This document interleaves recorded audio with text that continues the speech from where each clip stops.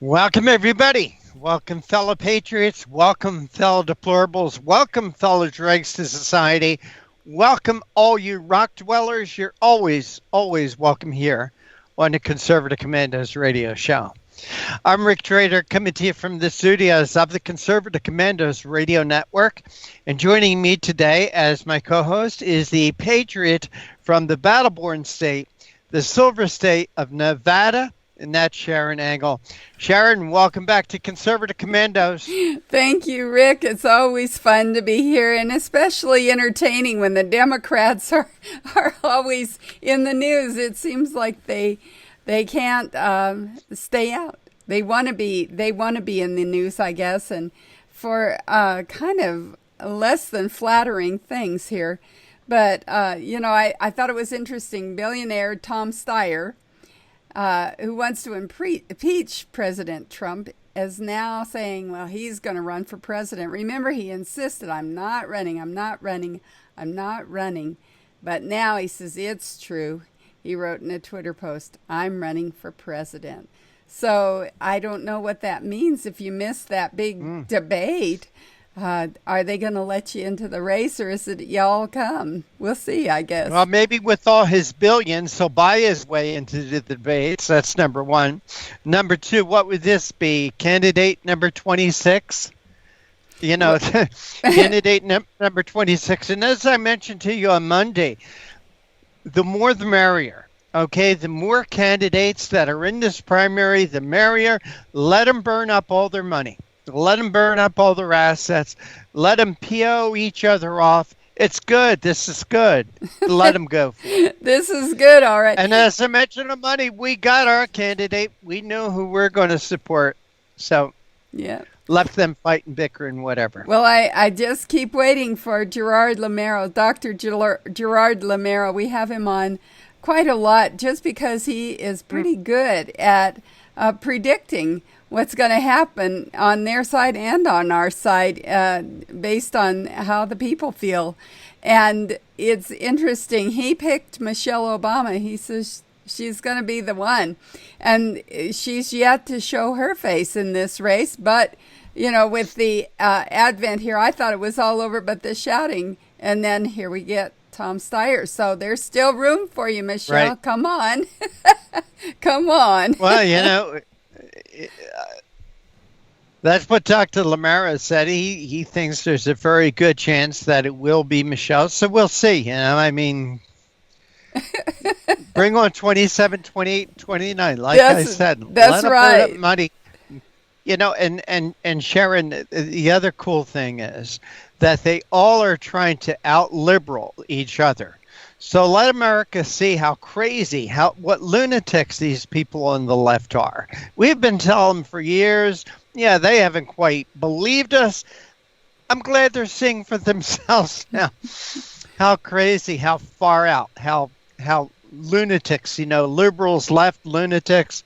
I'll put it all together. There you go. Well, and Tom Steyer's joining the bunch. He's a spread the wealth guy. Interestingly, it's not his wealth he wants to spread around, but we'll see how that all works out.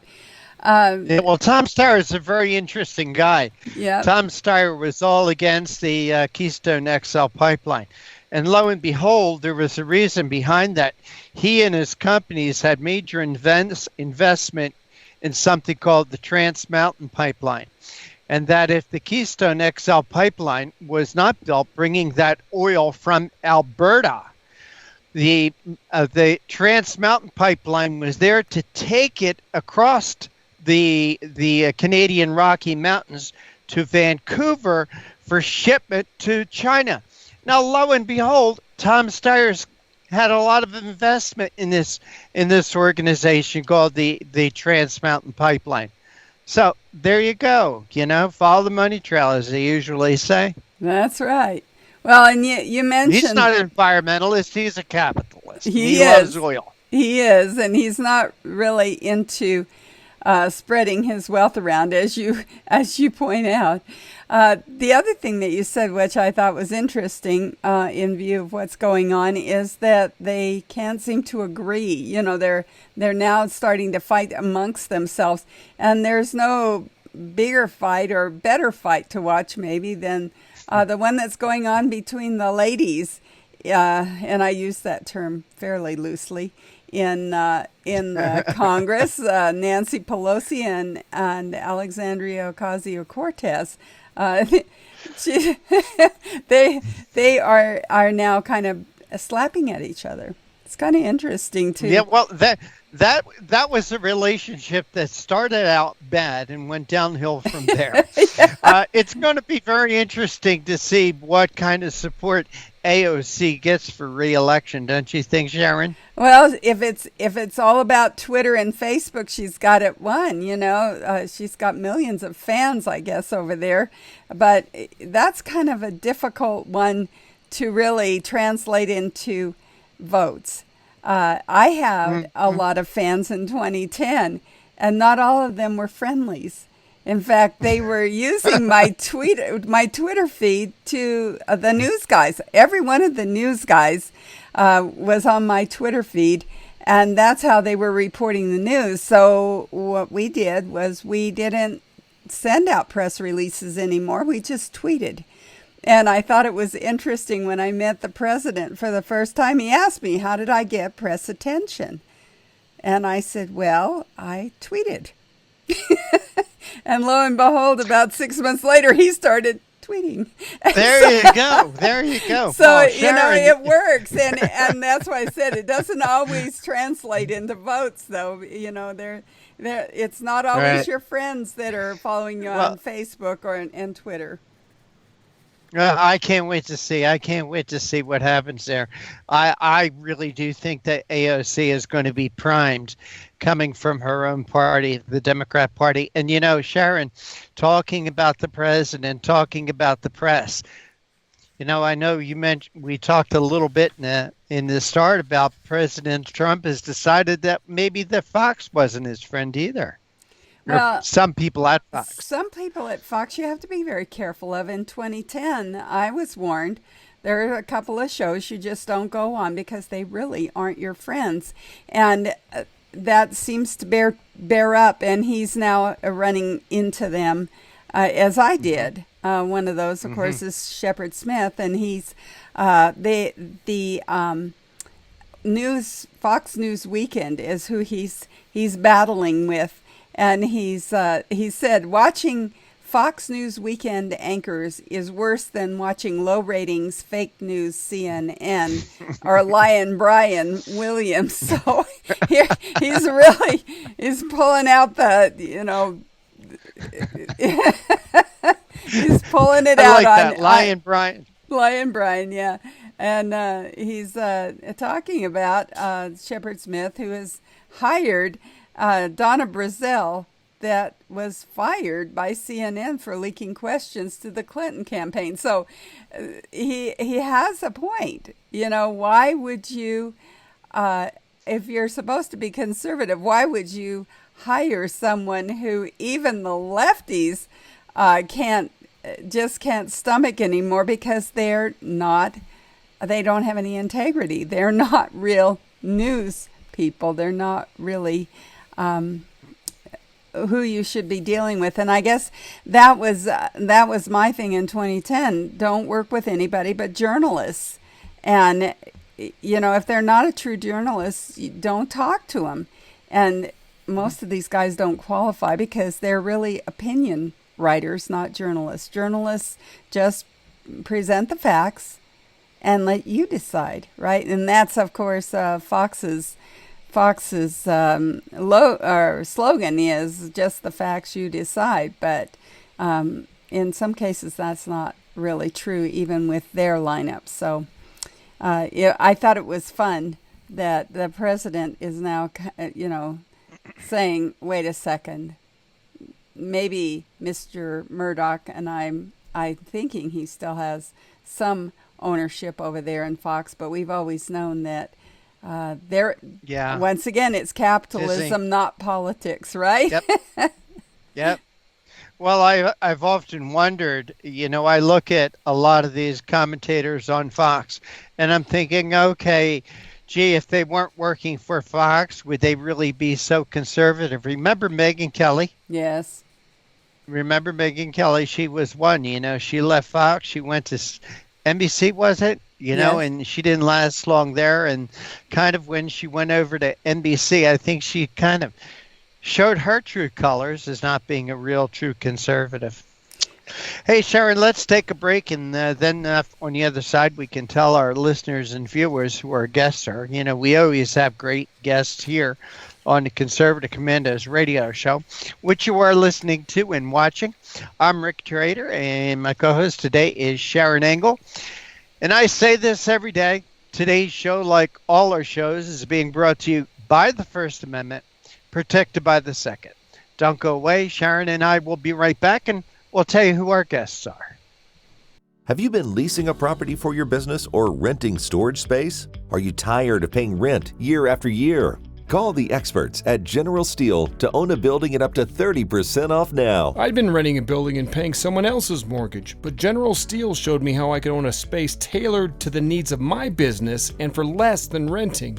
Call General Steel now at the number on your screen for our current building specials and to price your metal building system today. My building's the dream I've had since finishing my house 14 years ago. I've been using it for a garage, workshop, and storage area for my tools and equipment, and I can't believe how great it turned out. The economy is improving and the price of steel is expected to rise. Stop waiting. It could cost you thousands. Call General Steel now to see how you can own for less than you thought. Stop waiting to start your business or expand your operation. Call General Steel now. Call 877-484-7002. Everybody wants cheap airfare, but where do you find it? You call low-cost airlines. Their prices are direct from the airlines, and they're so low you can't find these fares published anywhere. They specialize in cheap flights, discount hotel rooms, cheap car rental rates, and great package deals anywhere around the world. Wherever you want to go, they can help you get there cheaply and with a best price guarantee. If you want the lowest prices on your airline tickets or other travel services, call now. That's right, call. That's the only way to get these rates. Experts are standing by 24/7 to get you the cheapest airfare and hotel rates available. So don't wait. Call right now for the lowest travel prices anywhere and for great last-minute travel deals too. Call 888-431-0562. That's 888-431-0562. 888-431-0562. 888-431-0562. Friend, do you remember when it felt good to withdraw your cash from the bank to expand a business, go on vacation, or buy a new car? Well, today, withdrawing your own cash has become a very risky business, according to The Secret War, a shocking new research report. I just read it. And folks, I was amazed to learn why banks are now required to spy on us for the government and then report any suspicious or unusual behavior. I suggest you get The Secret War free. Just call the number on the screen, no charge, from the folks at Swiss America. And get this, did you know simply spending cash today may be enough to have you branded as a potential criminal? That's right. The new war on cash is really a war against all freedom-loving Americans. The Secret War is yours free, so call the number on the screen and you can tell them Pat Boone gave you the number. And this is the Conservative Commandos radio show with Sharron Angle and yours truly, Rick Trader. You can figure out who's who. And for rebroadcasts of our show, please check out our website, ccrshow.com. That's ccrshow.com. Like us, friend us, and follow us on Facebook and on Twitter. And Sharon, as usual, we have three great guests joining us today. We do. Our first guest is Tammy McCutcheon, who serves as the Vice President and Managing Director, Strategic Solutions for Compliance, and is the principal at Little Medelson PC. She is a leading authority on federal and state wage hour laws and prevailing wage laws. Before joining Littler, Tammy served as administrator of the U.S. Department of Labor Wage and Hour Division. At the DOL, she managed an annual budget of $160 million and 1,400 employees represented by 2 unions in more than 250 offices across the country. She was the primary architect of the 2004 revisions to the overtime exemption regulations and the first major changes to the regulations in 25 years. And we've asked Tammy to come on and talk about an article that she wrote, Why Federal Salary Requirements Must Not Be One Size Fits All. Hallelujah. Thank you, Tammy, for saying that. You know, we have had so many guests on talking about this very thing, and now we have an expert in Tammy McCutcheon, so I'm glad to hear what she has to say about that. Our second guest is Marlo Thomas Jr., who is a senior fellow at the Competitive Enterprise Institute. Marlo has been published in the Washington Times, Investors Business Daily, Tech Central Station, National Review, among others. He has appeared on various television and radio programs, and his ideas have been featured in radio commentary by Rush Limbaugh and G. Gordon Liddy. And prior to joining CEI, he served as the Director of External Affairs at the Reason Foundation. During the 106th Congress, Marlo served as staff director for the House Government Reform Subcommittee on National Economic Growth, National Resources, and Regulatory Affairs. And Marlo has written about Reuters' poll, Do Americans Want Aggressive Action on the Climate? Well, according to us, no way, but we'll see what Marlo is talking about on this aggressive action. I think they've been aggressively acting upon this for quite some time, actually. And our final guest is Tyler O'Neill, who is senior editor at PJ Media and conservative commentator. He's written for numerous publications, including the Christian Post, National Review, the Washington Free Beacon, the Daily Signal, AEI's Values in Capitalism, and the Colson Center's Breakpoint. He enjoys Indian food, board games, and talking ceaselessly about politics, religion, and culture. And we've asked Tyler to come on and talk about his article, 6 Things We Learned from the Unsealed Jeffrey Epstein Indictment. So we're going to get a little more clarity on what's going on with a known pedophile who has lots of money and has been able to use that money to escape the consequences. So it'll be interesting to see what really went on there, and if we have misjudged Mr. Epstein or not. You don't want to even go there. The guy's a jerk. I mean, judged him. He's a jerk. Everybody's known he's a jerk. It's just, he's got friends in high places. After all, one of his biggest buddies was Bill Clinton. In fact, Bill Clinton visited Jeffrey's Island 26 times, and he got there on Jeffrey's private airplane. I mean, geez. Oh. Well, I only put that caveat in there because I'm such a constitutionalist, and I love it that our country, you are innocent until proven guilty. So, it's one of those things where we really need to reserve ourselves to make sure that we don't just come down hard, even when the facts seem to indicate that it's guilty. But I after everything that happened with Justice Kavanaugh and the other side totally throwing our Constitution under the bus and the whole rights of citizens to be innocent until proven guilty, I like to give everybody the benefit of that doubt. This guy's been convicted in the past. In the past, that's right. That's right. And he just got a slap on the wrist for it. So maybe his day is coming. Maybe his day is coming. Sharon, talking about Bill Clinton,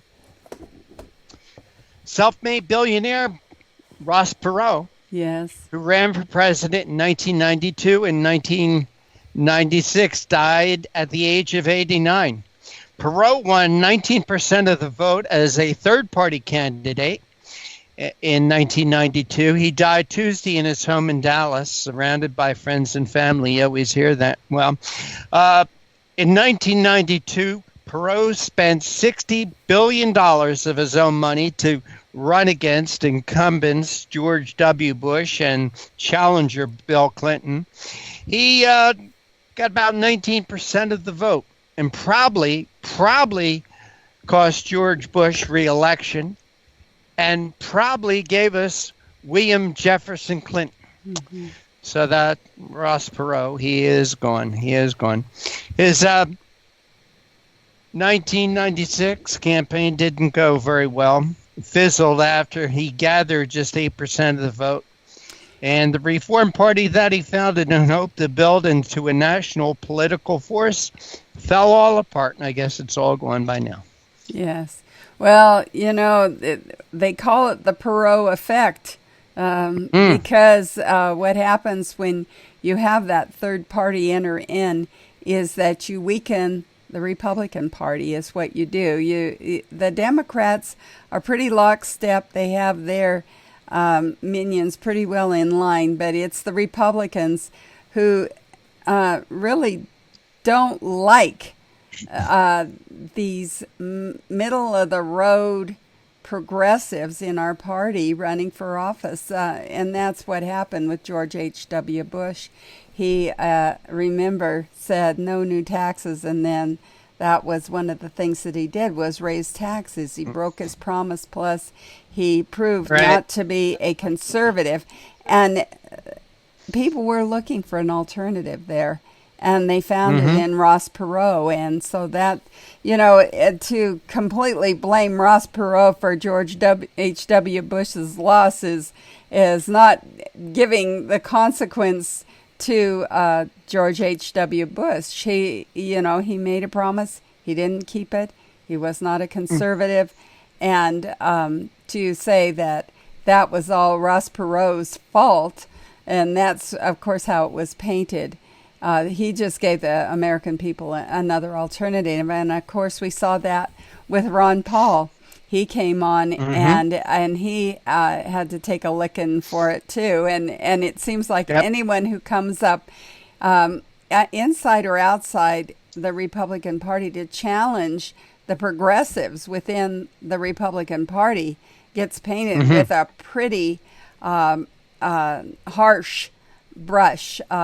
President Trump, that's exactly what he did. He challenged the status quo. He challenged those centrists, and he has taken a licking for it even after he won. It's not just the Democrats that are attacking him. It is people from within his own party who just can't stomach it. So it is a force that's going on in our party, the Republican Party. I'll say it's my party. I have those same grievances. I hate it when we get someone claiming to be a Republican, but they can't understand lower taxes and less government regulation. They just don't seem to understand the free market and capitalism. They don't understand closed borders. They don't, they don't understand what makes us a nation, the Constitution, and yet they want to wear our label. And so I can't fault Ross Perot for what has happened within the Republican Party. The Republicans that joined the party, who do not really espouse true Republican principles, are the ones that have caused the problem. Sharon, let me ask you this question. George H.W. Bush said, "Read my lips, no new taxes," and then went right ahead and raised taxes. If he would have come out in 1996 and said this, "I made a mistake. I thought I could work with the people on the other side. I thought they would be people of good faith. I found out I was wrong. I will never do that again. I've learned my lesson. America, forgive me. I made a mistake when I said no new taxes and then raised taxes to appease her, to try to work with the other side. I know now that was impossible to do. Do you think America would have forgiven him? I think a few would have, yes. I think that there are some that would have said, wow, you've been in politics how long and you don't understand the tactics of the other side. That's not very smart. And maybe we need a smarter fellow in the White House than that. So they might have held him accountable even after an apology like that. Certainly, we've never received any apologies from former President Clinton, and he owes America an apology as well, I believe. And we haven't received apologies from former President Barack Obama. So, we have a lot of presidential apology that needs to be made to the American people, I believe, because of what we've seen President Trump have to deal with in order to get just some things back on the level. I'm speaking of our economy and our borders. These things are broken still, and he is still having to fight his way against not only the Democrats but Republicans, trying to make some headway on the problems that really face America, and they are daunting. This $22 trillion debt is daunting. And that, of course, was supposed to be something that would have been headed off by the tax increase that sunk George H.W. Bush's ship there. But as you know, taxation does not clean up debt. It is stop the spending. There you go. Well, you are listening and watching the Conservative Commandos radio show with Sharron Angle and yours truly, Rick Trader. On the other side, we're going to be talking with Tammy McCutcheon. She's a Vice President and Marketing Director of Strategic Solutions, and she's written a very interesting article in the Washington Times, Why Federal Salary Requirements Must Not Be One Size Fits All. Don't go away. Sharron and I will be right back with our first guest. AM/FM 24/7 Roku channel broadcasts all of our shows on demand. To ensure reliability, we store and stream our content on the same servers as Netflix and Amazon. Our Roku channel is free to use, and anyone owning one of the more than 10 million Roku devices can watch our channel at no cost whatsoever. If you have a television show or are thinking about producing a show, you can be a part of AM/FM 24/7's Roku channel. Watch our great shows on your Roku device. It's free and more reliable than cable TV. Are you stuck with a timeshare? Did you attend the presentation and were seduced and enticed into buying that great vacation and investment? Now you're in the terrible position of trying to figure out a way to get out of that mess. You're not alone. For over 15 years, BuyYourTimeshare.com has been helping people like yourself get out of timeshare ownership. The fact is there is no resale market. Unscrupulous telemarketers call you and say they have buyers waiting, and the next thing that happens is you give them hundreds of dollars for an ad, and you'll never hear from them again. Another fact is that an identical timeshare to yours is being offered on eBay for $1, and no one is buying it. If you want out of your timeshare, I urge you to go to BuyYourTimeshare.com or call them at 877-94-HELP-ME. That number again is 877-94-HELP-ME. BuyYourTimeshare.com. That's BuyYourTimeshare.com. 877-94-HELP-ME. Dish TV is better than cable TV. Here's why. Dish has the nation's lowest TV price, along with an award-winning DVR that can skip commercials, record 8 shows at once, and get access to thousands of movies at your fingertips. Cable simply can't even compare. So the smart choice is to cut the cable and get Dish. Plus, you get all these great TV features, free HD DVR upgrade, free installation, and free movie channels. Say goodbye to cable and get more with Dish TV. 877-290-7764, 877-290-7764. As an added bonus, you can switch to Dish now and receive a $50 Visa gift card. So call now and get Dish TV. Call 877-290-7764, 877-290-7764. That's 877-290-7764. Limited time offer, 24-month commitment and credit qualification required. Cancellation fee, monthly equipment fees, and other restrictions apply. Promotion can change at any time. And welcome back. Welcome back to the Conservative Commandos radio show. I'm Rick Trader. My co-host today is Sharron Angle. And for rebroadcasts of our shows, you can check out our website, ccrshow.com. That's ccrshow.com. You'll find rebroadcasts of our radio show, our TV show, and you'll find a lot of terrific articles and a lot of great information. And Sharron, our first guest of the day, is with us. And as you usually do, please make her feel, or always do, as you always do, please make her feel welcome.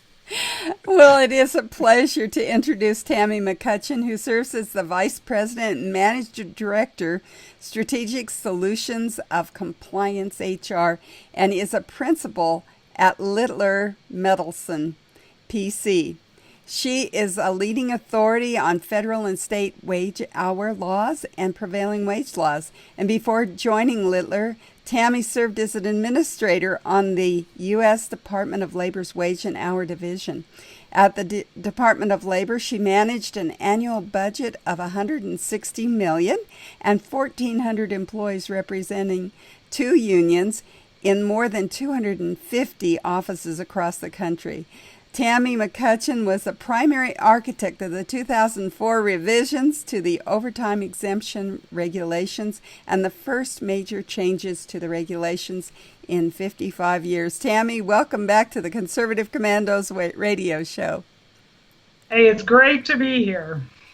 Well, we're glad to have you, and we're interested in an article that you wrote, Why Federal Salary Requirements Must Not Be One Size Fits All.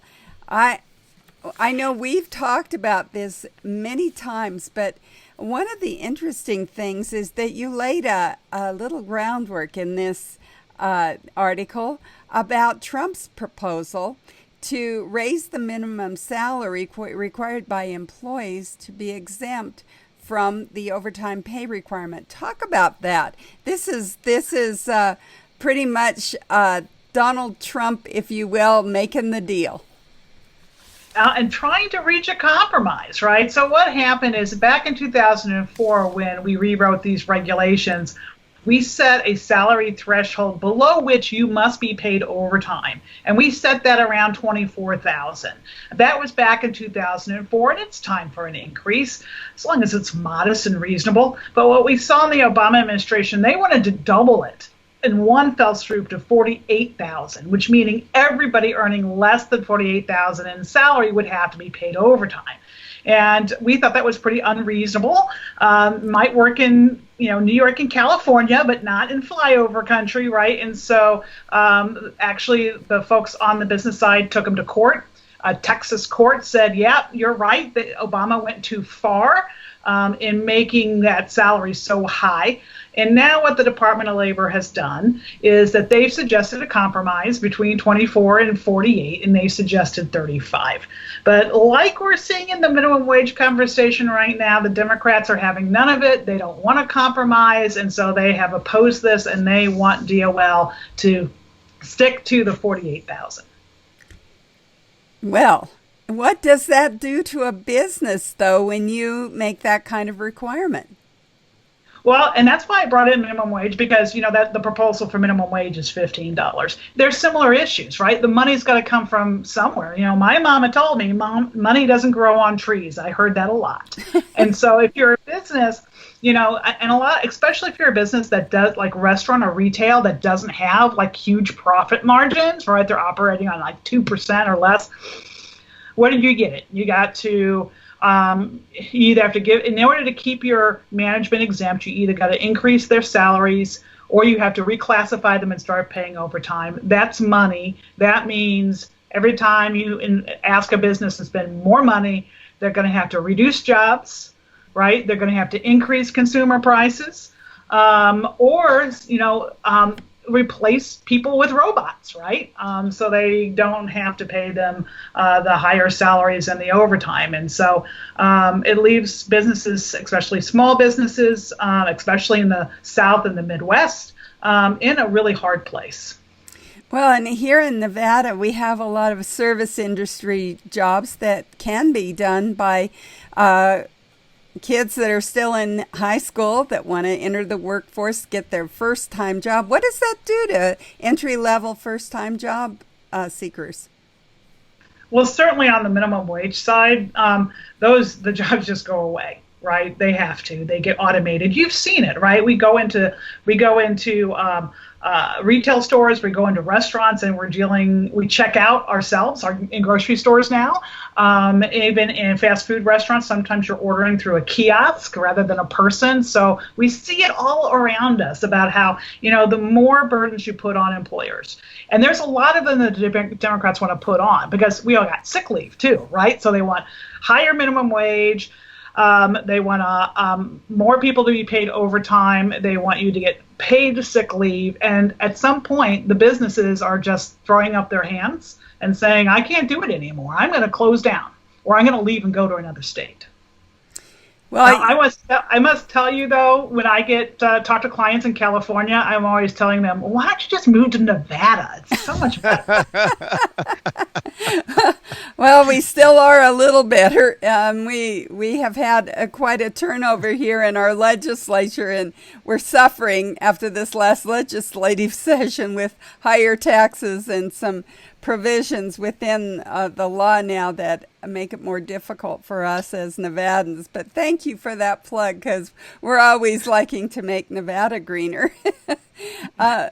We look at your article here, and we see that there is a representative, an Alabama Democrat, Terry Sewell, who would like to eliminate tipped employees' lower base wage. So if you get tips, you don't have to have as much of a salary. Is that what's going on here?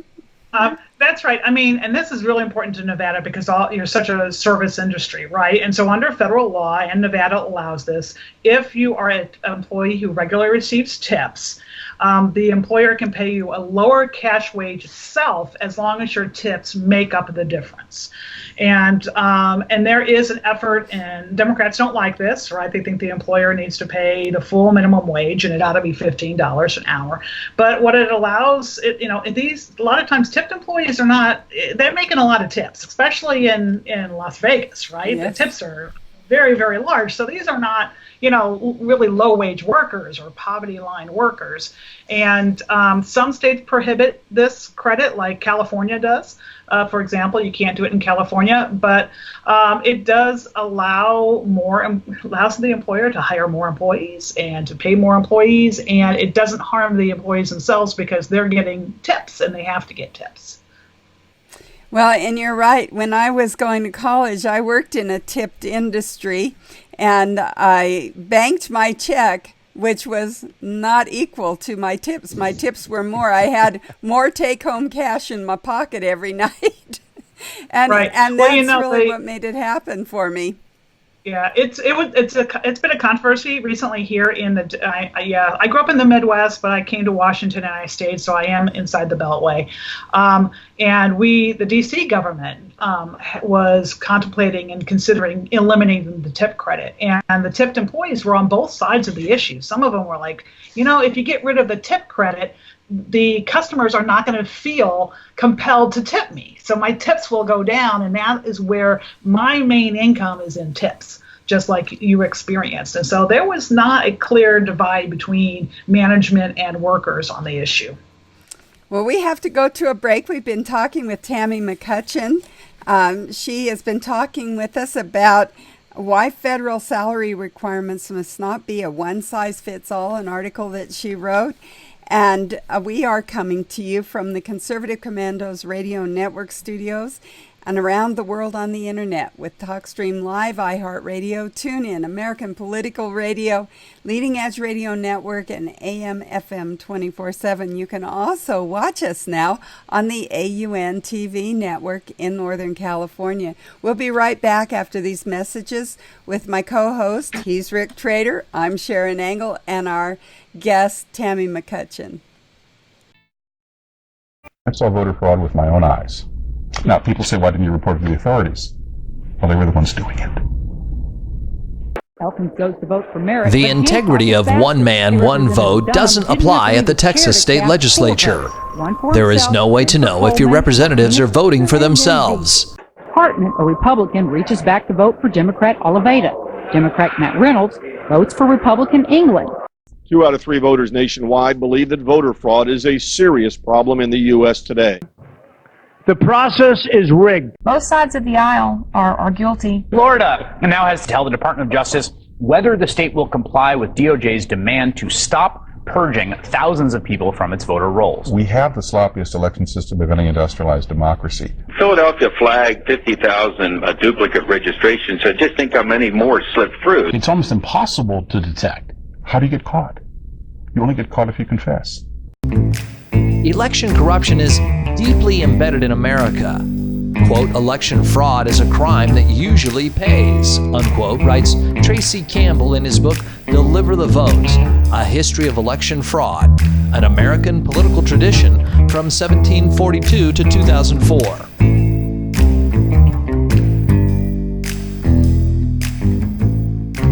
In 1742, the first Prime Minister of Britain in the American colonies, Robert Walpole, was forced to resign. We have a right not to have our vote canceled out by someone who shouldn't be voting, someone who's an illegal alien, someone who's a felon not eligible to vote, someone who doesn't exist. If they vote, they cancel your vote out as much as if you're prevented from voting.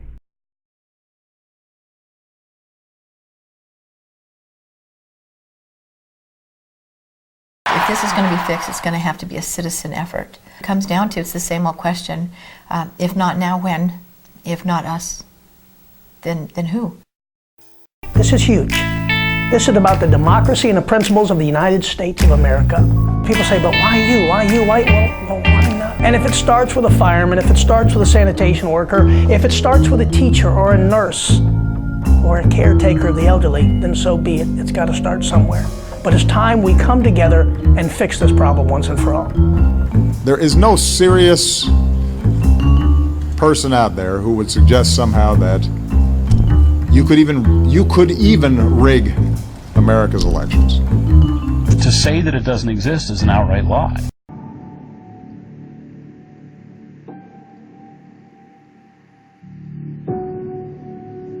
Serious allegations of voter fraud, the claims raising questions about the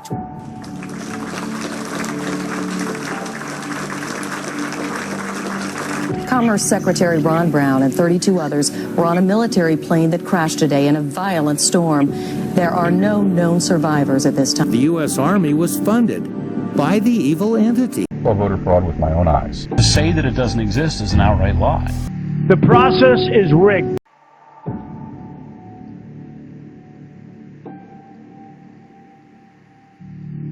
People die and fall for the right time.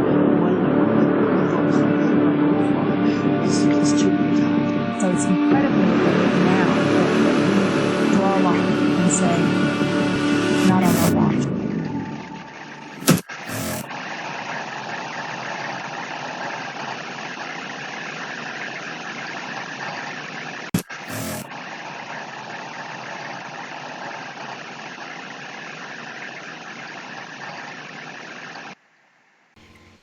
And thank you for staying with us. This is the Conservative Commandos radio show with Sharron Angle and yours truly, Rick Trader. I want to give a shout out to the folks who are listening to us on radio stations in Jacksonville, Tampa and Villages, Florida, Las Vegas and Reno, Macon, Georgia, Lancaster and Pittsburgh, Boulder and Colorado Springs, Milwaukee, Wisconsin, Long Beach, California, Arlington, Virginia.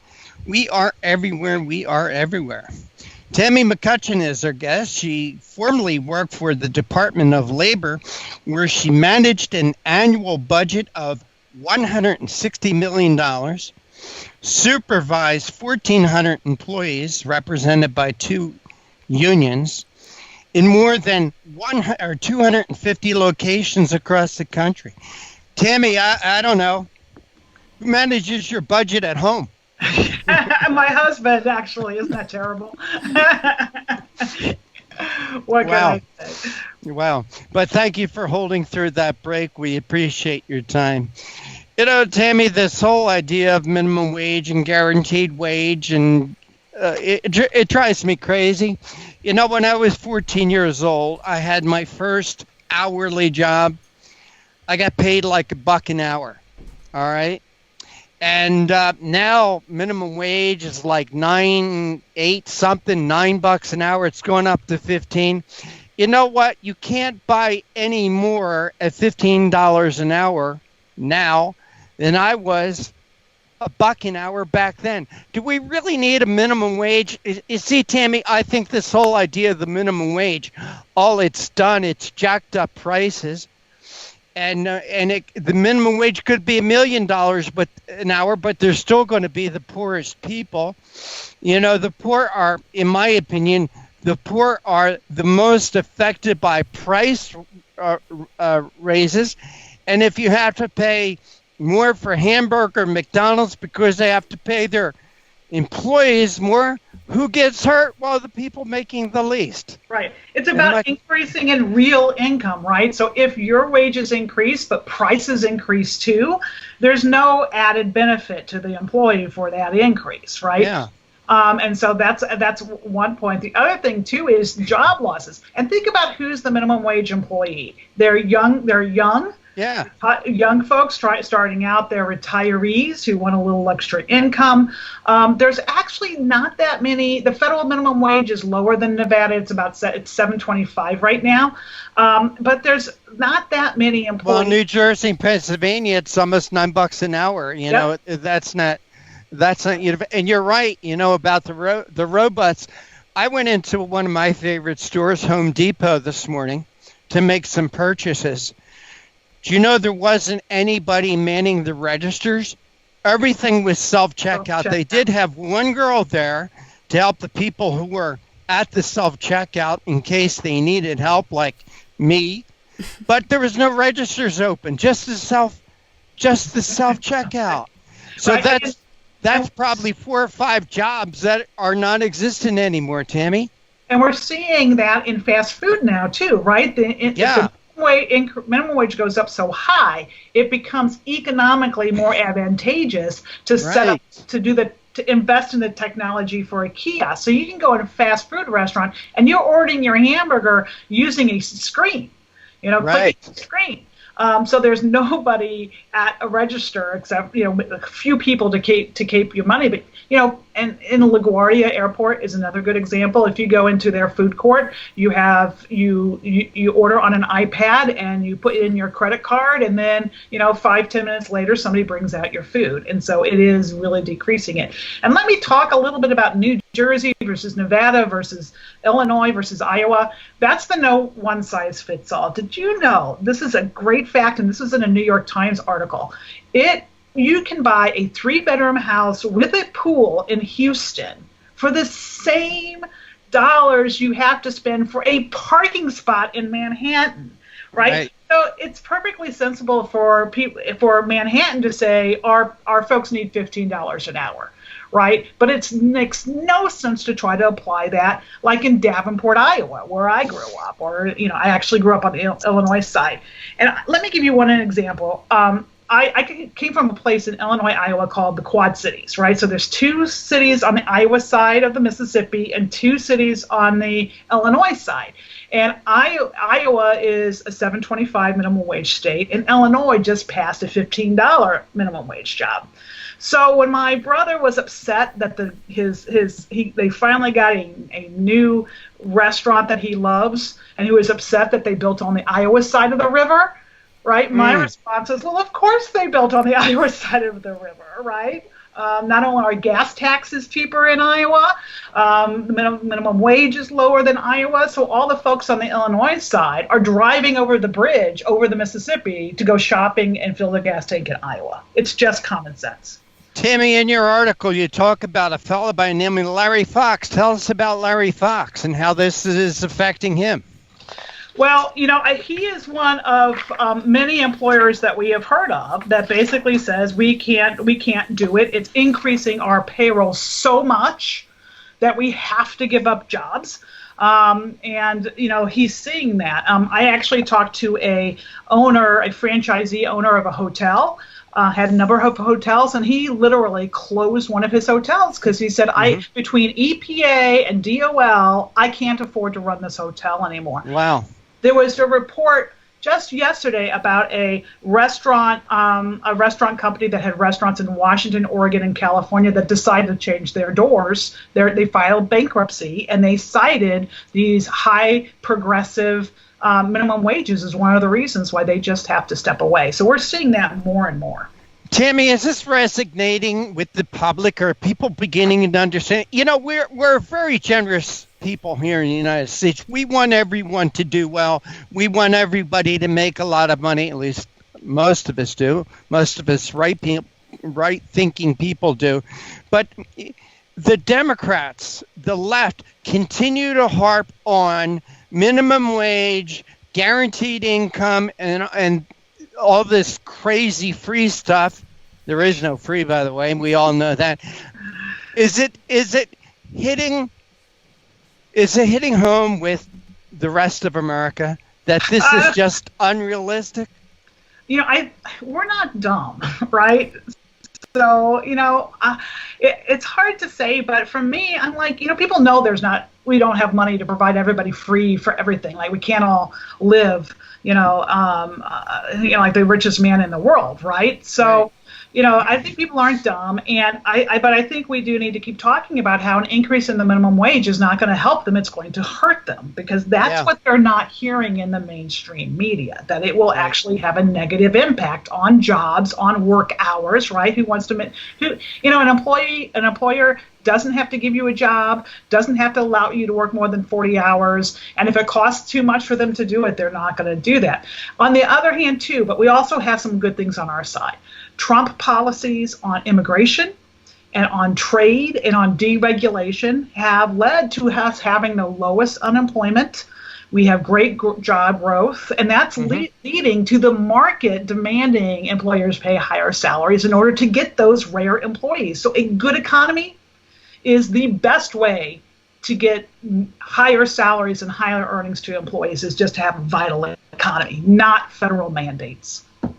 Tammy McCutcheon, we've got like 20 million people in this country illegally that are working. If you eliminate those 20 million people, if you not eliminate them, but take them out of the workforce and depend upon citizens to fill that workforce, I would say the employers would have to pay more to get people to do that job. Another reason I think that we do not need a minimum wage. You're absolutely right. And the agricultural industry in California, actually I read this in an article, they actually said it. They're saying we can't find enough agricultural workers. But we're going to have to pay Americans and pay them more, right? Because Americans say they're going to pay more. And that's why you have to, I think, closely tie immigration and trade policy to great economy that we're seeing today. Less workers, and more American manufactured products means more jobs and higher wages for Americans. Well, two of the jobs that I had that were like my favorites when I was a kid was picking blueberries and strawberries. I probably ate more than I put in the basket, but I enjoyed those jobs. I enjoyed those agricultural jobs. Tammy McCutcheon, we want to thank you so much for joining us here at Conservative Commandos. Please tell our audience where they could read your article. Great article, by the way. Thank you. It's in the Washington. Yeah, it's in the Washington Times. It ran on Monday. So if you just go Google Washington Times, Tammy McCutcheon, you'll be able to pull it up. And thank you. Any other way people can follow what you're doing? I am on Twitter and LinkedIn. Tammy McCutcheon is where you can find me. All right, Tammy McCutcheon, thank you so much for joining us. Take care and God bless. Have a great day. And this is the Conservative Commandos radio show. I'm Rick Trader. She's Sharron Angle. And on the other side, we're going to be speaking with Marlo Lewis from the Competitive Enterprise Institute. Reuters poll out there. Do Americans want aggressive action on climate? Don't go away. We'll be right back with that question after this break. Have you been leasing a property for your business or renting storage space? Are you tired of paying rent year after year? Call the experts at General Steel to own a building at up to 30% off now. I'd been renting a building and paying someone else's mortgage, but General Steel showed me how I could own a space tailored to the needs of my business and for less than renting. Call General Steel now at the number on your screen for our current building specials and to price your metal building system today. My building's the dream I've had since finishing my house 14 years ago. I've been using it for a garage, workshop, and storage area for my tools and equipment, and I can't believe how great it turned out. The economy is improving and the price of steel is expected to rise. Stop waiting. It could cost you thousands. Call General Steel now to see how you can own for less than you thought. Stop waiting to start your business or expand your operation. Call General Steel now. Call 877-484-7002. Everybody wants cheap airfare, but where do you find it? You call low-cost airlines. Their prices are direct from the airlines, and they're so low you can't find these fares published anywhere. They specialize in cheap flights, discount hotel rooms, cheap car rental rates, and great package deals anywhere around the world. Wherever you want to go, they can help you get there cheaply and with a best price guarantee. If you want the lowest prices on your airline tickets or other travel services, call now. That's right, call. That's the only way to get these rates. Experts are standing by 24/7 to get you the cheapest airfare and hotel rates available. So don't wait. Call right now for the lowest travel prices anywhere and for great last-minute travel deals too. Call 888-431-0562. That's 888-431-0562. 888-431-0562. 888-431-0562. Friend, do you remember when it felt good to withdraw your cash from the bank to expand a business, go on vacation, or buy a new car? Well, today, withdrawing your own cash has become a very risky business, according to The Secret War, a shocking new research report. I just read it. And folks, I was amazed to learn why banks are now required to spy on us for the government and then report any suspicious or unusual behavior. I suggest you get The Secret War free. Just call the number on the screen, no charge, from the folks at Swiss America. And get this, did you know simply spending cash today may be enough to have you branded as a potential criminal? That's right. The new war on cash is really a war against all freedom-loving Americans. The Secret War is yours free, so call the number on the screen and you can tell them Pat Boone gave you the number. And once again, this is the Conservative Commandos radio show with Sharron Angle and yours truly, Rick Trader. And for rebroadcast, check out our website, ccrshow.com. That's ccrshow.com. Also, like us, friend us, and follow us on Facebook and on Twitter. Sharron, our next guest is with us. The honor of the introduction is yours. It is an honor and a privilege to introduce Marlo Lewis, Jr., who is the Senior Fellow at the Competitive Enterprise Institute. Marlo has been published in the Washington Times, Investors Business Daily, Tech Central Station, National Review, among others. He has also appeared on various televisions and radio programs, and his ideas have been featured in radio commentary by Rush Limbaugh and G. Gordon Liddy. Prior to joining CEI, he served as Director of External Affairs at the Reason Foundation, and during the 106th Congress, Marlo served as Staff Director of the House Government Reform Subcommittee on National Economic Growth, Natural Resources, and Regulatory Affairs. Marlo, welcome back to the Conservative Commandos radio show. Well, thank you so much for having me on again. It's such a pleasure. And this is really an interesting article. Reuters did a poll. Do Americans want aggressive action on climate? I'm stunned, I guess, by the results. Talk to us a little bit about those results. Well, this is another one of those polls that really is not attempting to find out what Americans believe, but to push them in a certain direction so that certain political interests can claim that their agenda has broader support than it actually does. But it doesn't really accomplish its objective. So the question it asked is, do you agree or disagree that the U.S. government should take aggressive action on climate change?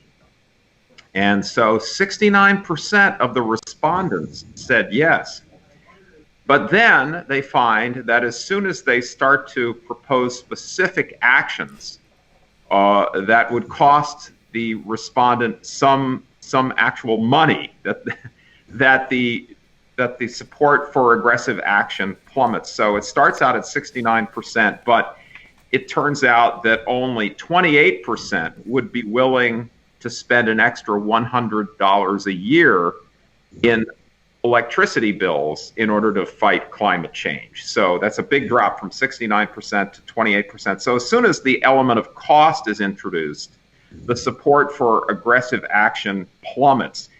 But the poll, I think, is even more misleading than that, because the poll provides a prompt in the first question. It doesn't simply say, do you think the American government should take aggressive action? It says, given the fact that our emissions are so high, it actually says here, given the amount of greenhouse gases that the United States produces, do you agree or disagree? So what they start with is this guilty prompt, this idea that hey, we're really polluters, and maybe that's because we use too much energy. Sort of all these connotations are triggered in the mind of the respondent that pushes them in the direction of agreeing that we should take aggressive action. And the other thing, of course, is that you'd get a very different response if you simply asked, what do you think are the most pressing or urgent problems the United States is facing? One of my colleagues, Mike McKenna, who runs MWR Strategies, has been doing a poll with this question for years and years, and he's polled over 100,000 people total across the United States over the last several years, which is simply, what do you think is the number one and number two issues facing America? And it turns out that basically only 2% of those respondents think that climate change is the number one pressing problem facing the United States. It's really only about 4 or 5% in his polling that say the environment. And then within the environment, climate change is not the most pressing or urgent concern. And so that's a fair poll. This gives, basically, when you ask someone only to give an opinion, yes or no, about this specific issue, you're going to get more of an expression of support than you would if you just ask them, what do you think are the biggest priorities facing the country? You also get a bigger response in favor of doing something than you would if you listed, say, 10 different issues. And this is really funny. This is from a UN survey. I don't know how well you can see there. I don't know how well you can see. Yeah, okay. This is a pretty good picture. The UN has a survey that it conducts mostly in developing countries. They just allow people to vote their policy priorities. And this thing is called My World. That's the name of the survey, My World. And so they conducted this survey, and here they also, this was biased because, look, when they ask the question, when they give you the list of options, this is of 16 different priorities, okay? The top one they list is action on climate change. So they're actually pushing the respondents to pick that as their top priority. But what you find out is that it's at the very bottom. It's number 16 out of 16. So there are all kinds of little tricks that they can do with polling. And then a further thing about this Reuters poll that we began with, and I'll show you this again. What was fishy about this was, okay, so they start out claiming that 69% of the people want aggressive action. But then when they ask, okay, what are the specific actions you're going to take? And they list a bunch of them. One of them says, and that's the one that's highlighted in yellow, one of them says, well, next year I'll buy an electric vehicle. All right, okay, so it's 33%, which is still much less than 69%. But how realistic is that? When you consider that last year in 2018, only 2% of new cars in this country were electric vehicles. What are the odds that 33% of the American auto buying public is going to buy? Oh, sorry, I should get back in the screen here. should buy an electric vehicle, and principally because of climate concerns. It's not going to be anywhere near 33%. It'll probably be 2% again. So these polls, unfortunately, polling used to be done in order to genuinely find out what people think. Today, polling data is often used the way a drunk uses a lamppost, which is for support rather than illumination. Well, I'm breathing a sigh of relief here now, Marlo, because I thought that somehow Rick and I had been living in some kind of an echo chamber of our own where climate change all of a sudden had become a big deal. Most of the people that I talk to, that it doesn't even cross their mind. And I'm glad that you're talking about this push polling because, as a politician, we do that. We try to influence voters with facts, and we give them the fact that we want them to know about our opponent. If you knew this about so-and-so, would you still vote for him and push him in the direction of what we think is the correct vote? So I'm glad that you brought that up, that they're push polling here, because it is a way to push your agenda, and it doesn't sound like Reuters is really interested in facts, but more in propaganda is what this looks like. Is that what it looks like to you? I mean, how much did Elon Musk pay? They're far from the worst, Yeah. But I think there's an element of that. And yeah, it's unfortunate because politicians all use push polls because of the whole idea that nothing succeeds like success. So if I'm perceived to be a popular candidate, I will become one, because most people, for some reason, think about elections as a horse race, and they want to put their vote on the winner as if they were actually putting their money, on a horse in a race. And so if they can fool people into thinking that they're the rising star, then people will want to actually support them. And so it becomes a self-fulfilling prophecy, or at least there's that element in politics of the self-fulfilling prophecy. You tell people you're a winner and they start to believe in you, and pretty soon you are one. But it's now extended, of course, to issues because our whole political culture has become so politicized that there's hardly anything now that you can talk about in public which isn't part of a political campaign. And of course, the thing is, you're absolutely right. For most Americans, climate change is way down on their list of concerns, priorities, how much attention they give it. But it is the national obsession of the progressive movement. And let's face it, most of the media is part of the progressive political establishment. So it is their national obsession. To some extent, it's become a single issue litmus test for everything. Where you stand on climate change, determines whether or not you're a good person. I could go on and on, but you know the drill. We surely do. Fortunately. And it almost begs the question, how much did Elon Musk invest in the Reuters poll in order to get that question on the poll, right, about the electric cars?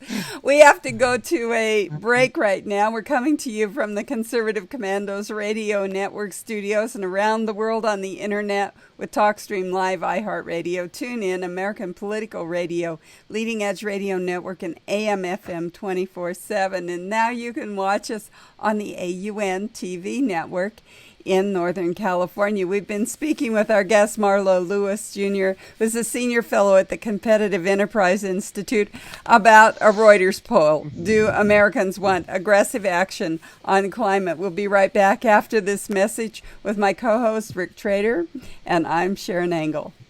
AM/FM 24/7 Roku channel broadcasts all of our shows on demand. To ensure reliability, we store and stream our content on the same servers as Netflix and Amazon. Our Roku channel is free to use, and anyone owning one of the more than 10 million Roku devices can watch our channel at no cost whatsoever.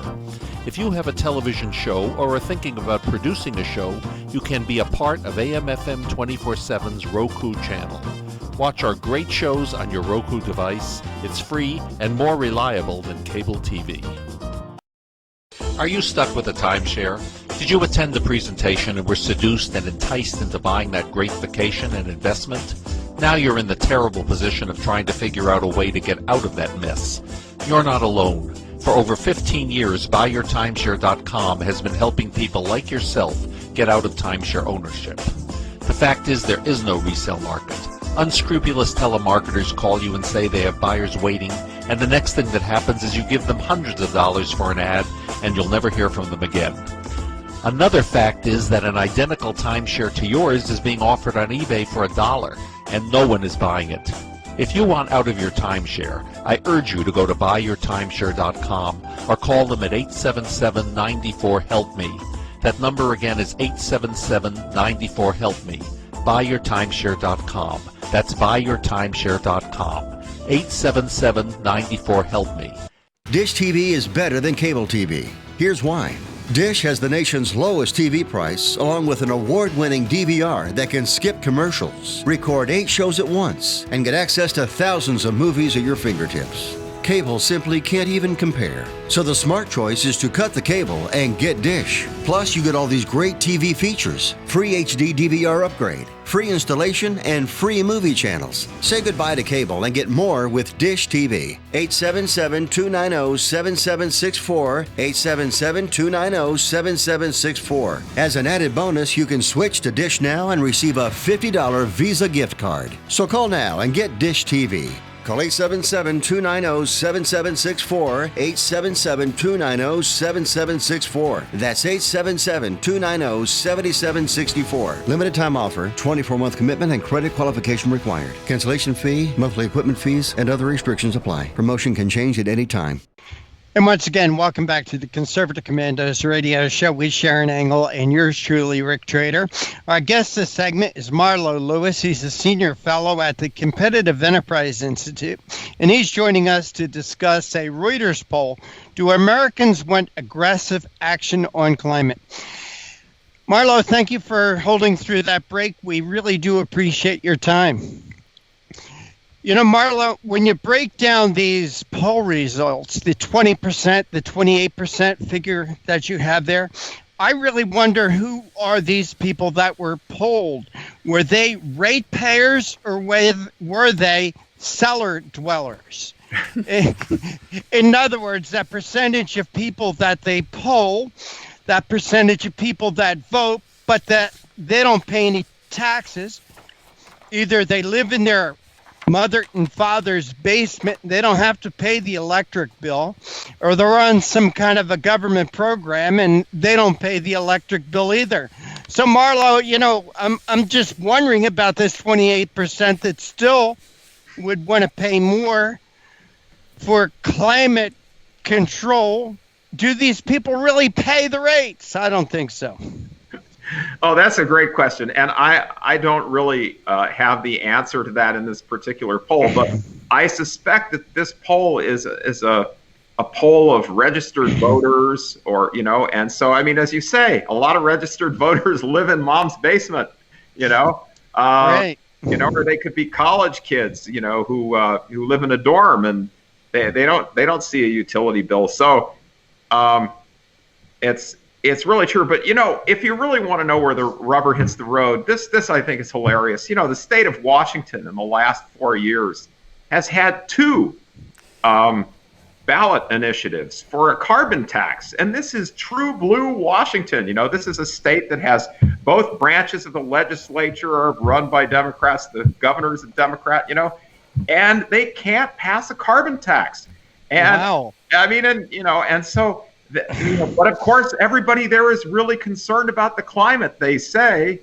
And but see, that's a policy that is obviously one that imposes a cost of some kind. Mm-hmm. And when we had the big battle here in Washington D.C. in 2009 and 2010 over a cap and trade bill sponsored by then Representative Ed Markey and then Representative Henry Waxman. You remember the Waxman-Markey bill?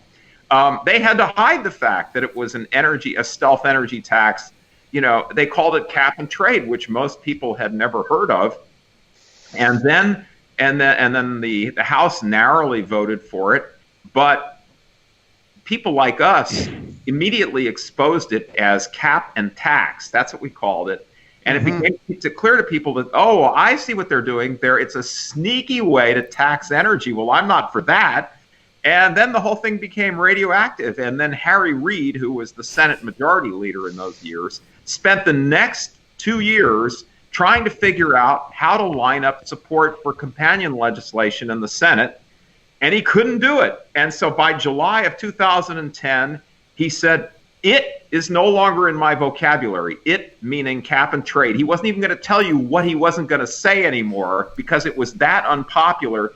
And every Democrat in the House who was in a close race, who voted for Waxman-Markey, lost in 2010, and every Democrat in a close race in the Senate won because the Senate never voted on cap and trade, which had been exposed as a tax. And so that shows you really how little support there is in this country for making energy more expensive and holding back the economy and holding back economic growth. And it's one of the reasons why President Trump won, why he beat Hillary, because she said, we're going to be putting a lot of coal miners out of work. And Trump said, no, I'm going to fight.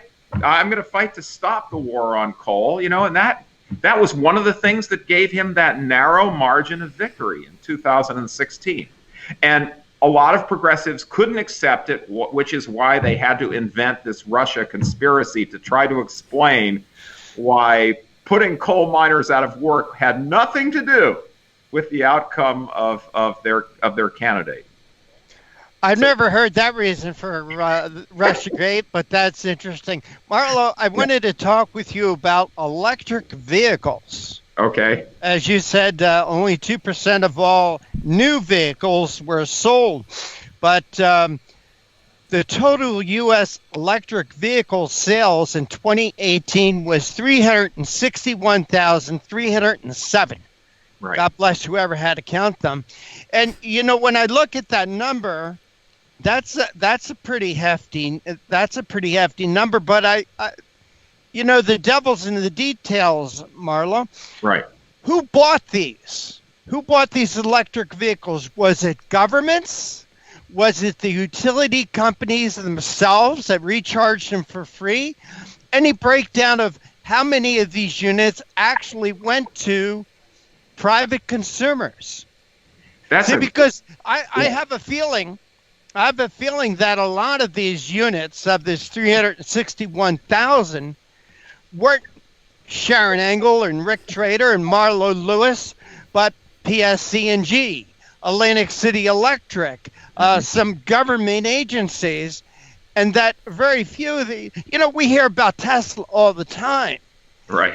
That Tesla is not making money unless they're taking from federal government. So any idea, Marlo? I just think that's a great research project for me, and I think I should get on it because I have not, I've seen studies that show that, the vast majority of electric vehicles are bought by very wealthy people. Right. And that in many cases, these are people who might have bought them anyway. Because like Brad Pitt, what does he need a $7,500 tax credit for to buy a vehicle of his dream? Okay, But I think you raise another possibility here that a lot of these vehicles are purchased as part of government fleets. So it's actually the taxpayer who's on the line for it. And as you say, utilities. So I don't know. I haven't looked at that. I think in fact, I could kick myself for not. But I haven't seen anything on that. The extent to which these purchases are actually, the percentage that's not purchased by individual consumers, but by government entities or regulated, enterprises like utilities that have a vested interest in promoting electric vehicles. And in fact, they're the biggest part. They're a big part of the coalition for electric vehicle mandates, electric vehicle tax credits, because it means more juice is being purchased from electric utilities. Marlo Lewis, last February, my dear friend Sharron Angle flew to Philadelphia. I picked her up at Philly International Airport, and we drove down to Washington, D.C. for a CPAC. Midway down there, I noticed two things. Number one, my leg was killing me. I was getting a deep vein thrombosis. Oh, yikes, that's terrible. But we stopped at a rest area right on Interstate 95 in Maryland, and we pulled into the parking lot, and what we saw were all these charging stations. Remember that, Sharron? What? And not a single one of these charging stations, Marlo, and there was about a dozen or two of them there, not a single one of these charging stations was being used.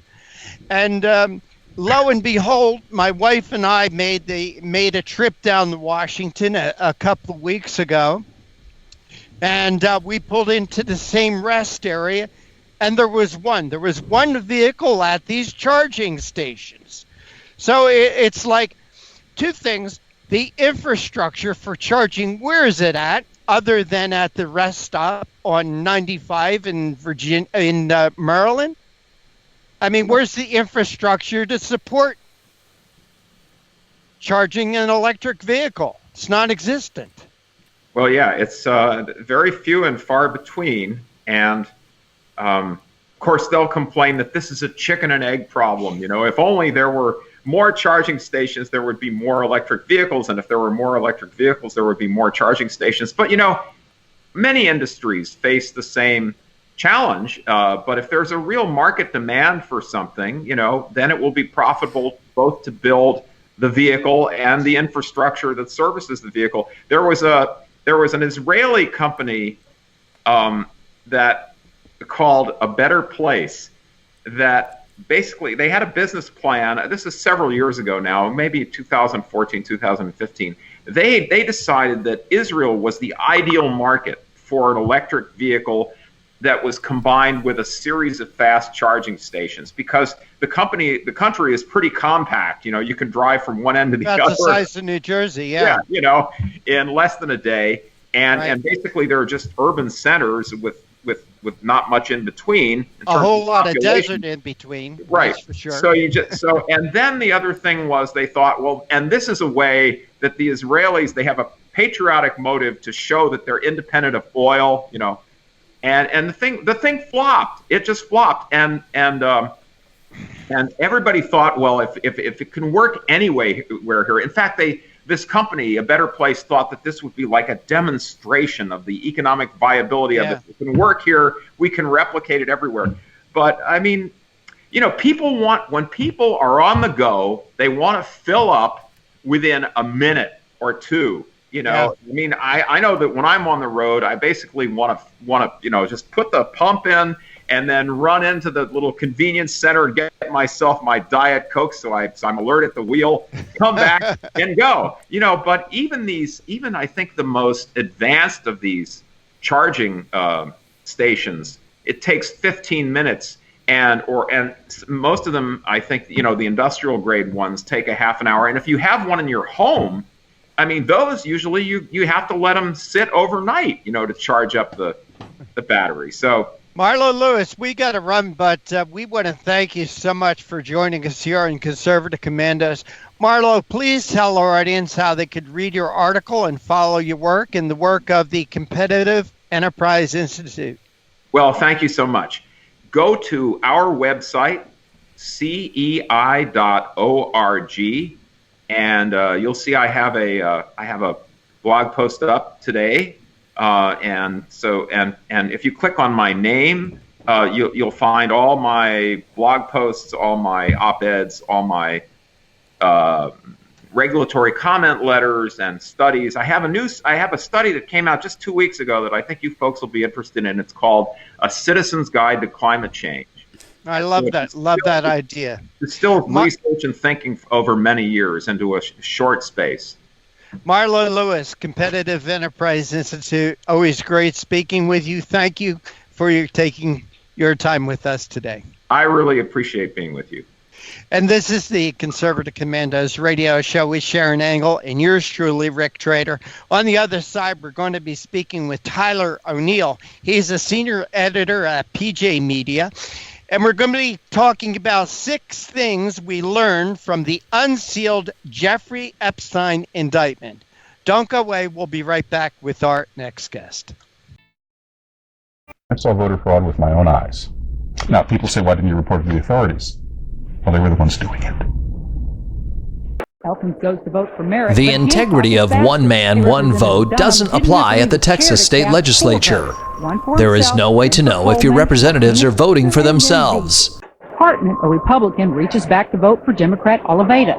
Democrat Matt Reynolds votes for Republican England.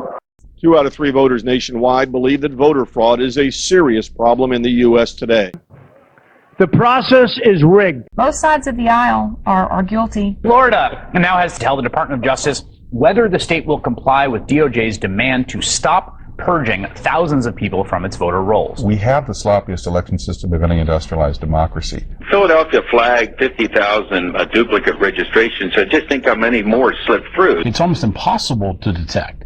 How do you get caught? You only get caught if you confess. Election corruption is deeply embedded in America. Quote, election fraud is a crime that usually pays, unquote, writes Tracy Campbell in his book, Deliver the Vote, A History of Election Fraud, an American political tradition from 1742 to 2004.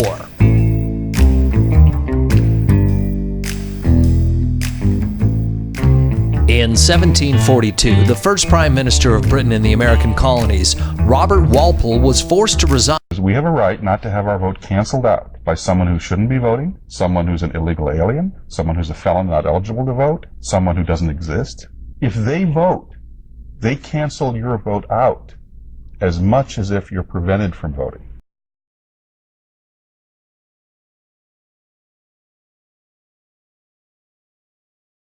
If this is going to be fixed, it's going to have to be a citizen effort. It comes down to, it's the same old question, if not now, when? If not us, then who? This is huge. This is about the democracy and the principles of the United States of America. People say, but why you? Why you? Why not? And if it starts with a fireman, if it starts with a sanitation worker, if it starts with a teacher or a nurse or a caretaker of the elderly, then so be it. It's got to start somewhere. But it's time we come together and fix this problem once and for all. There is no serious person out there who would suggest somehow that you could even rig America's elections. To say that it doesn't exist is an outright lie.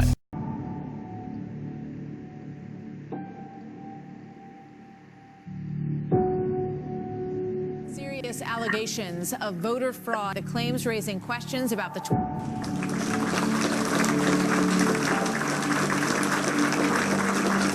Commerce Secretary Ron Brown and 32 others were on a military plane that crashed today in a violent storm.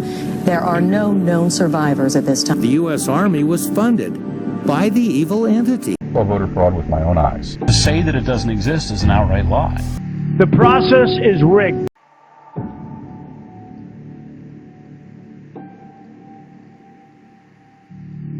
People who die and fall for the right to vote. It's it's too brutal. So it's incredibly important now that we draw a line and say, not on our watch.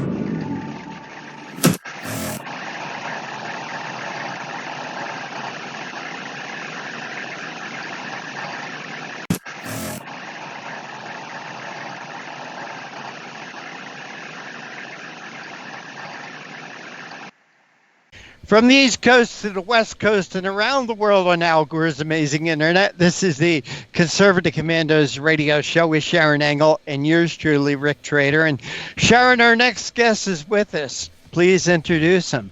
Well, it's such a pleasure to have Tyler O'Neill, who's the senior editor of PJ Media and conservative commentator on our show. He has written for numerous publications, including the Christian Post, National Review, the Washington Free Beacon, the Daily Signal, AEI's Values in Capitalism, the Colson Center's Breakpoint. He's everywhere, Rick, and he enjoys Indian food, board games, and talking ceaselessly about politics, religion, and culture. Tyler, welcome back to the Conservative Commandos radio show. Thanks, Sharon. Glad to be here. Well, you have written an article, 6 Things We Learned from the Unsealed Jeffrey Epstein Indictment. This just became news again, and it's shocking news. So talk to us a little bit about the 6 things we learned. I guess most people are very interested in, is he guilty? Yeah, so that is the main question. Everything in an indictment is an allegation. So I can't say whether he's guilty or not, but it certainly does not look good for him. And I'm given the scope of the allegations and what we've seen coming out, I would put money on saying that he probably is guilty, and that it's a great thing that he can finally be brought to justice. What we do know is that he pled guilty in 2008 to some sex crimes, had to register as a sex offender, had to spend some years, and actually no, some months, not quite 2 whole years, but more than a year in prison. He had these very long breaks, though, from prison. He was in a private section of the prison, and he was allowed to go to work at his offices during the day, 6 days a week, which is, really mind-boggling when you're in prison for a sex offense. But yeah, so the main thing, 6 things. First, there are 3 unnamed victims. These ladies are, their anonymity is being preserved, which I very much support and hope that their information does not get revealed. The girls were as young as 13 at the time that he recruited them for massages that would turn into sexual abuse. And these things are detailed. I don't want to go into them here, but it's disgusting stuff. But between around about 2002, minor victim 1 was recruited at Epstein's residence in New York, and he paid her hundreds of dollars for each encounter, also paid her to recruit other girls. In about 2004, he called her back for more encounters. In 2004, he recruited, abused, and paid minor victim 2 in Palm Beach, Florida, allegedly. And in about 2005, he allegedly recruited, abused, and paid minor victim 3, also at the Palm Beach residence. And then an employee later called both of these women back to schedule more encounters. There are 3 unnamed employees in the indictment. The timing of the crimes around 2002 to 2005. The alleged abuse, which, as I said, I won't go into the details here, but they started with massages, that they would massage him, and they would first, they would do so in various stages of undress, and then he would proceed to abuse them. And then the last 2 things, he paid the victims to recruit other victims. And then, of course, there's a conspiracy element. The indictment specifically mentions that Epstein and others, known and unknown, willfully and knowingly did combine, conspire, confederate, and agree together and with each other to commit an offense against the United States, to wit, sex trafficking of minors. We don't know who is entirely in on this conspiracy, but Epstein had this little black book that includes entries for all sorts of people across the political spectrum. President Trump himself, Courtney Love, former Israeli Prime Minister Ehud Barak, actor John Cleese, Alan Dershowitz, Alec Baldwin, Ralph Fiennes, David Koch, Ted Kennedy, and of course he's very well connected with Bill Clinton. There are new allegations coming out that Epstein knew and Trump knew Epstein's connections to Clinton, but we have yet to figure out what is really going on. So who is named in the conspiracy is going to be a huge thing to look out for. There was also a big situation with Alex Acosta, who is now the Secretary of Labor under Trump.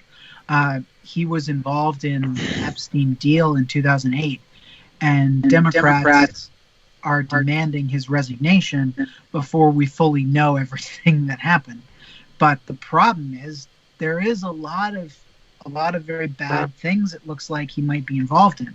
So his resignation may be necessary. We just don't know at this point. And Marco Rubio and Ben Sasse have been on the forefront of this, saying, look, if what Alex Acosta is accused of doing, if these rumors are true, this is really serious stuff. And it doesn't matter that he was nominated by a Republican conservative president.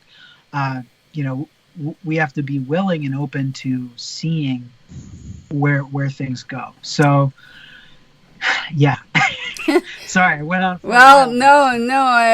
I think people wanted to know what this is, but I think more than that is it's old. It's kind of old news. 2004, 2005. As you said, he may not have gotten the punishment that we thought he deserved, but he has paid some penalty, some consequence. Where does double jeopardy come into this? I mean, why is it coming up again now about these that seemingly are old crimes? Is this really more about President Trump and trying to get him than it is about Jeffrey Epstein? I don't believe so.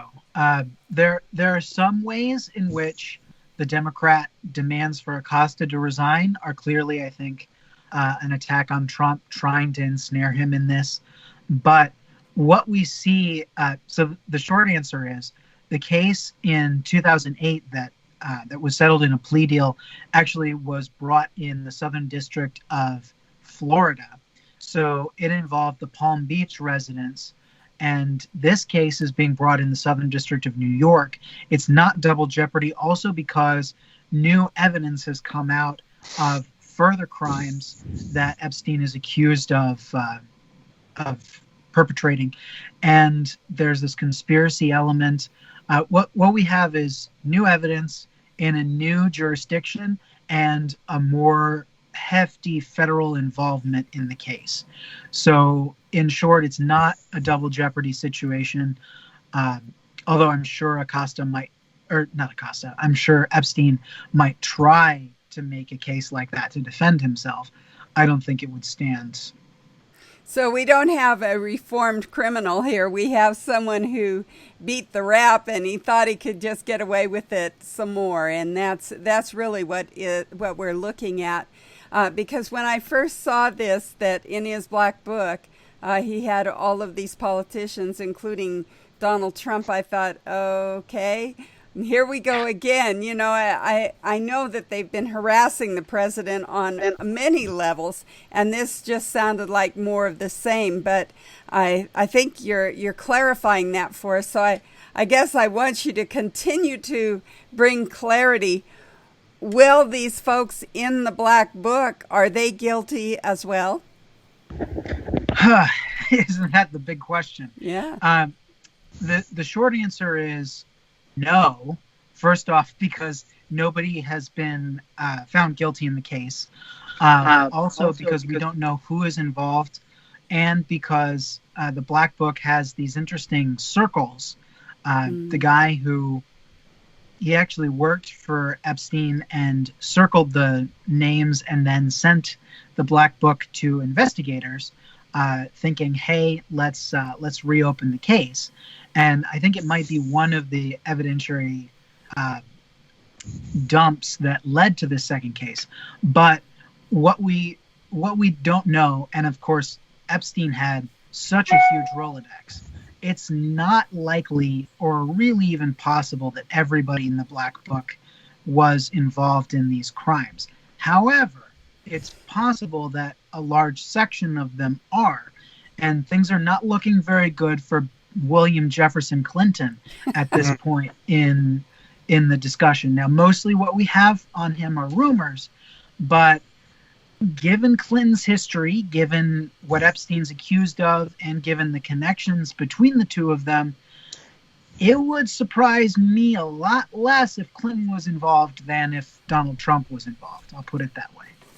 Well, I'm glad you made that connection, because the Monica Lewinsky case only escaped pedophilia by really a few months. She was 18, and that's the only thing that saved it from being even worse than it already was. We need to go to a break. We have been talking with Tyler O'Neill about the Jeffrey Epstein case and what's really going on there. We're coming to you from the Conservative Commandos Radio Network studios and around the world on the internet with TalkStream Live, iHeartRadio, TuneIn, American Political Radio, Leading Edge Radio Network, and AM/FM 24/7. And now you can watch our TV show in Northern California on the AUN TV network. We'll be right back after these messages with my co-host, Rick Trader. I'm Sharron Angle, and our guest, Tyler O'Neill with PJ Media. Have you been leasing a property for your business or renting storage space? Are you tired of paying rent year after year? Call the experts at General Steel to own a building at up to 30% off now. I'd been renting a building and paying someone else's mortgage, but General Steel showed me how I could own a space tailored to the needs of my business and for less than renting. Call General Steel now at the number on your screen for our current building specials and to price your metal building system today. My building's the dream I've had since finishing my house 14 years ago. I've been using it for a garage, workshop, and storage area for my tools and equipment, and I can't believe how great it turned out. The economy is improving and the price of steel is expected to rise. Stop waiting. It could cost you thousands. Call General Steel now to see how you can own for less than you thought. Stop waiting to start your business or expand your operation. Call General Steel now. Call 877-484-7002. Everybody wants cheap airfare, but where do you find it? You call low-cost airlines. Their prices are direct from the airlines, and they're so low you can't find these fares published anywhere. They specialize in cheap flights, discount hotel rooms, cheap car rental rates, and great package deals anywhere around the world. Wherever you want to go, they can help you get there cheaply and with a best price guarantee. If you want the lowest prices on your airline tickets or other travel services, call now. That's right, call. That's the only way to get these rates. Experts are standing by 24/7 to get you the cheapest airfare and hotel rates available. So don't wait. Call right now for the lowest travel prices anywhere and for great last-minute travel deals too. Call 888-431-0562. That's 888-431-0562. 888-431-0562. 888-431-0562. Friend, do you remember when it felt good to withdraw your cash from the bank to expand a business, go on vacation, or buy a new car? Well, today, withdrawing your own cash has become a very risky business, according to The Secret War, a shocking new research report. I just read it. And folks, I was amazed to learn why banks are now required to spy on us for the government and then report any suspicious or unusual behavior. I suggest you get The Secret War free. Just call the number on the screen, no charge, from the folks at Swiss America, and get this. Did you know simply spending cash today may be enough to have you branded as a potential criminal? That's right. The new war on cash is really a war against all freedom-loving Americans. The Secret War is yours free, so call the number on the screen and you can tell them Pat Boone gave you the number. Welcome back to Conservative Commandos. I'm Rick Trader. My co-host today is Sharron Angle, and our guest is Tyler O'Neill.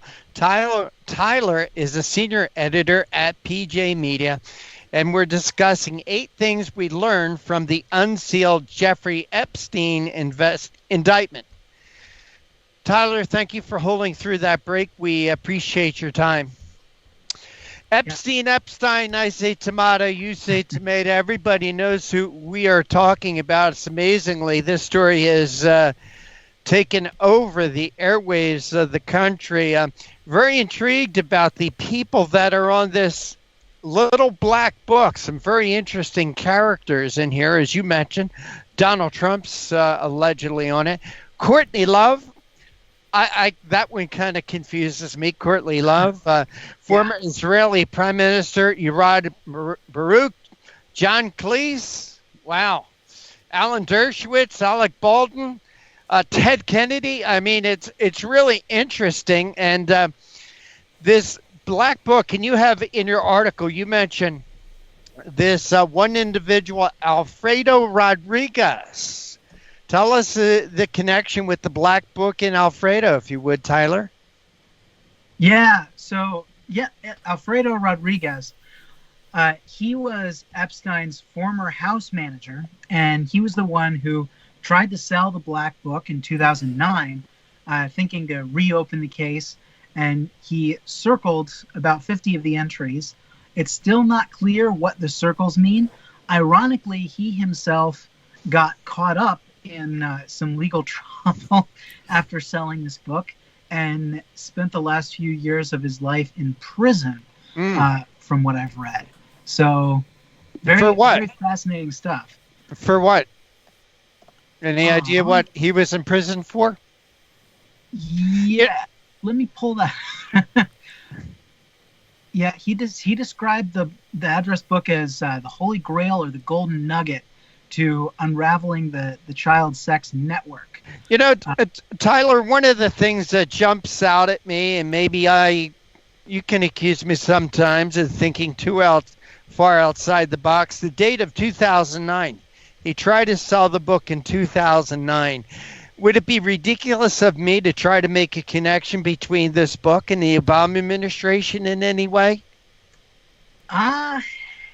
You know, the fact that he didn't get anywhere in selling a little black book like this, you'd think could be very popular, and then the guy ends up in jail. Could there be more to be in this little black book that would have embarrassed maybe the Democrat Party, even beyond William Jefferson Clinton? It's certainly possible. I actually finally found it again. This is actually from Gawker, but the plot backfired. This is the plot Rodriguez trying to sell the black book when an attorney who he tried to sell it to reported him to the FBI. And he was charged with obstruction of justice, but not before he marked up the book. And he actually spent 18 months in prison for obstruction of justice. So it's a very interesting situation. I don't know. I haven't gone through the book specifically with an eye toward the Obama administration. It is possible that it would have embarrassed the Obama administration. It's possible it would have embarrassed. You know, this is another aspect, an interesting. After all, Hillary was his Secretary of State. I mean, I'm sure there were deals made between the Clintons and the Obamas. You know, and the first thing, let's talk about Donald Trump. Donald Trump's involvement in this. I have seen on the internet where actually Donald Trump cut off all ties with this guy in like 2004 and banned him from Mar-a-Lago. Can you tell us anything about that? Yeah, well, back in 2015 at CPAC, actually right on stage, Trump was talking about Bill Clinton, and he said that he has he got a lot of problems coming up, in my opinion, with the famous island with Jeffrey Epstein. Lots of problems. A very interesting hint there that Trump was actually willing to go forward in a very, very public venue to mention a problem. And what we have, I think it's today or yesterday, Vanity Fair reported that Trump was approached by David Pecker, the owner of the National Enquirer, and he tried to do an Epstein-related cover. Trump said, Pecker had told him the pictures of Clinton that Epstein had from his island were worse. So wow. there's a lot going on in this case, and I don't think it's out of bounds for you to suggest that there could have been an Obama cover-up. One way to cover up something like this is to, point the finger at someone and says, "Oh, don't look at me, look at you, look at you. Look what you did. And by the way, we have more power than you do, Alfredo. So guess what? You're Tyler, statute of limitations on things like this. These accusations are going back into the early 2000s. I take it there are no statute of limitations on these types of crimes? I believe that, I haven't researched it, but I believe there actually have been some legal changes since the Me Too scandals to enable the statute of limitations to last longer. For instance, with Bill Cosby, the statute of limitations, I don't know, was 13 years or 17 years. And this prosecutor over in Pennsylvania who brought charges against Bill Cosby brought him when he did to beat the statute of limitations. So I wonder if the same thing could possibly be applying to these charges. Yeah, well, given the ferocity of the DOJ, the FBI, and the Southern District of New York in this case, I would be very surprised if the statute of limitations would apply in such a way as to invalidate the case. These lawyers say what you want when it comes to them being political. I think in this case, what we have is a situation of a revolt of everyday people almost against the very wealthy, connected, and powerful.